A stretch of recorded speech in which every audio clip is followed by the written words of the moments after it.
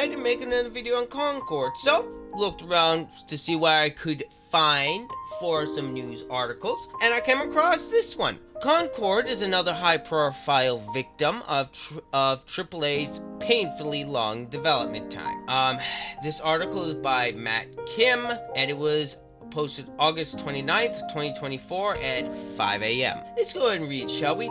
Concord's PlayStation's online hero shooter from first-party studio Firewalk launched this week to a Steam concurrent player count of 697, according to Steam database. To describe the launch as dismal is an understatement. But while the three-figure player count has captured headlines and provoked ridicule across the internet, the detail that caught my eye was that Concord reportedly spent 8 years in development.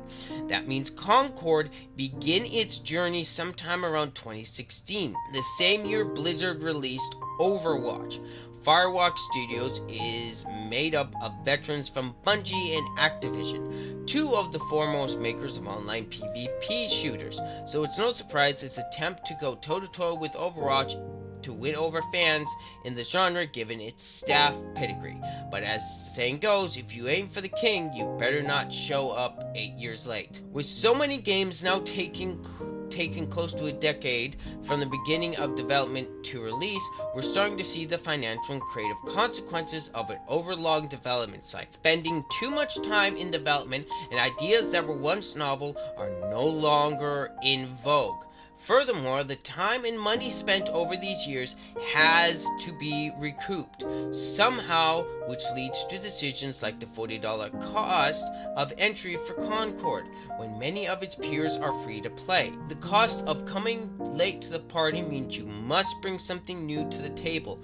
Unfortunately, Concord is neither practically innovative nor content heavy. That being said, it does not have a level of polish at launch that was often absent from its hero shooter peers when they were first released. Indeed, Concord's weekly animation story drops are fully motion captured, and Firewalk's time spent on crafting its lore has helped secure Concord an episode of this winter's video game animation anthology series, Secret Level. But as the saying goes, if you aim for the king, you better not show up 8 years late. But well-established hero shooters like EA's Apex Legends launched almost bare bones and still managed to make a splash thanks to its intriguing central concept, which combined hero loadouts with a battle royale match format. Valve's Deadlock doesn't even have finalized assets or art, but has still caused a huge burst of excitement among the PC community thanks to the way it changes up the classic 6v6 hero formula with its heavy line and minions MOBA mechanics.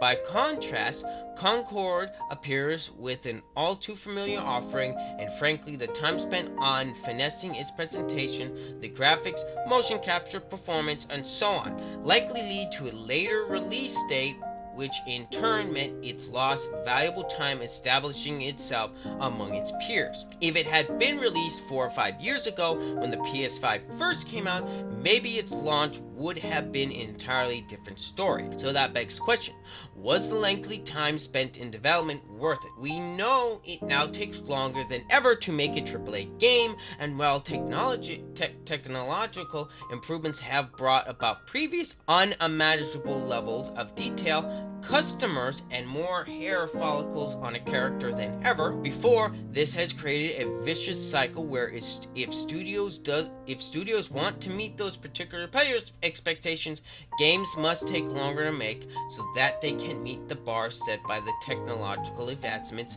achieved by prior games. This creates a very risky dilemma, particularly for those aiming to dominate the live service space.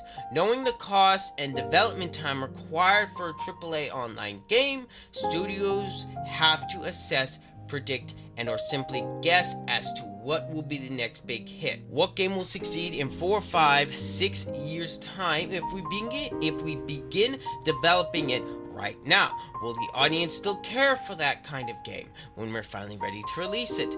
Practically requires the service of a fortune teller to get the answer right. Some get it right. Blizzard correctly judged the appetite for a Team Fortress 2-like shooter that adapted the hero kits of MOBAs. Others get it wrong. Epic's original tower defense version of Fortnite, in development for around 6 years, completely misread the market. Luckily, Epic had the resources to pivot Fortnite to an online battle royale after witnessing the skyrocketing success of PUBG. It soon learned that the rewards for quickly jumping into a trend can be limitless. But quick is the optimal word here. Concord isn't the only game that this year that's the product of poorly judged time-consuming gamble. In the ever-changing landscape of live service games like Concord, Rocksteady's Suicide Squad Kill the Justice League was released with a level of polish and detail unseen by other online multiplayer shooters. And also, like Concord, it suffered from a lack of content and innovation. These flaws meant Suicide Squad was unable to attract players from rival PvE games, while also alienating Rocksteady's fans who adored the studio's single-player Batman games. Suicide Squad Kills the Justice League spent 9 years in development. Soon after release, publisher Warner Bros. Called the game a disappointment that cost the company $200 million. Live service games, by their nature, are at the mercy of time more than any other format, but even single-player games can be victims of the overlong development cycle. Assassin's Creed Shadows, Ubisoft's long-awaited samurai ninja game, is set in feudal Japan. It's finally coming out this fall. The only problem is, Sucker Punch released a very good open-world samurai assassin game almost 4 years ago in 2020, beating Ubisoft to the punch. It remains to be seen if this will affect Shadow sales, but there's certainly a vocal section of the Assassin's Creed community that feels like Ghost of Tsushima has already provided the experience they wanted. So what's the solution? It's certainly not developers crunching themselves to death to make games faster, but unfortunately there are just no easy answers to this situation that is, as far as I can tell, unique to the medium. One solution that's been band-aid about is to make shorter games. I personally advocated for the need of more half sequels like Uncharted Lost Legacy that offers fans a chance to enjoy a new game in a beloved franchise both at a low price and sooner than a full sequel game. But while I'm personally a fan of shorter games, I know I'm in the minority. When games are $70 each, it's understandable that many players want something that offers significant bang for their buck. Plus, shorter length is only a potential solution for big AAA franchises where it's now become accepted that if we want a new Fallout, Grand Theft Auto, or The Last of Us, we're going to be waiting a decade for it. For online games like Concord and Suicide Squad Kill the Justice League, though it might just be that the longer you spend losing ground, the rival games, the worse the outlook is at launch. You either need a completely novel gameplay mechanic a la Apex Legends or Deadlock, or hoping your game has the juice, as the kids say. All I know for sure is releasing an Overwatch competitor 2 years after Overwatch 2 was released feels like a mighty disadvantage. Anyway, I actually agree with several points in this article, but he is missing the mountains for the hill. The reason why Suicide Squad failed spectacularly is 1. Rocksteady was known for single-player games, the Batman trilogy. Now, he does say that in the article, but he leaves out what really pissed the fans off about the game was that horrendous story and how they treated these legacy characters. That's what fans mostly had problems with Suicide Squad Kill the Justice League. That is mainly why the game failed. Plus, the game was just garbage to begin with. Buggy, unfinished, not fun. If you want a great review on the game, look at Angry Joe's review. He goes in depth on that game. And for Concord, I mean, just look at this. Just look at these designs for these characters. These characters are ugly. These character designs are awful. When you play a hero shooter, you want to play as a character that is very appealing to you. I don't want to play myself in a video game. I want to play as a character.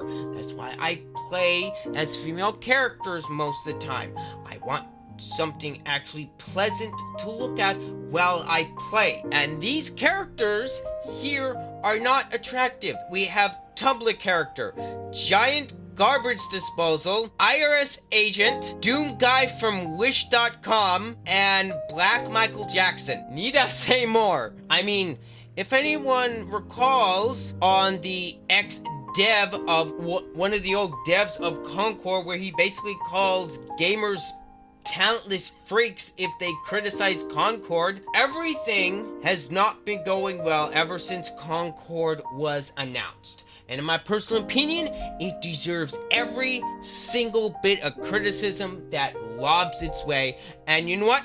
I'm gonna say it. I'm happy Concord failed. I'm happy Suicide Squad Killed the Justice League failed. I'm getting tired of my hobby getting ruined by corporations, bad dev teams, and you know what? One thing that will help with the dev time, make a plan. Find out a game you want to make, plan it out, choose a great art style. Don't go realistic graphics. I'm getting tired of that. Choose something like a comic book aesthetic. That way you don't have to worry about hair follicles.